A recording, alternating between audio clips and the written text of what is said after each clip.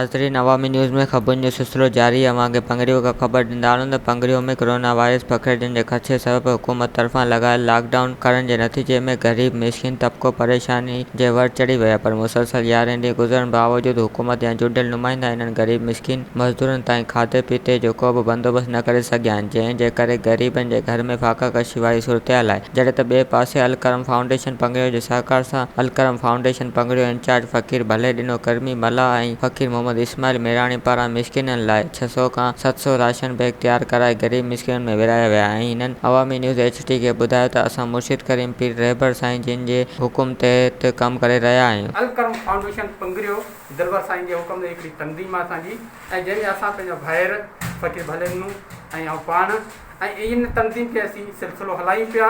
ऐं उन मंझि माण्हू अहिड़ा जेके परेशान आहिनि, असां बिल्कुलु 5 किलो जो पैकेट ठाहियो आहे जंहिंमें 700 पैकेट आहिनि। उहे पैकेट खणी असां उन्हनि माण्हुनि जे घरनि ते विया आहियूं जेके बिल्कुलु हू माना प्यास ऐं बुख जी विञाइल में असां उन्हनि जे घरनि ते पहुता आहियूं।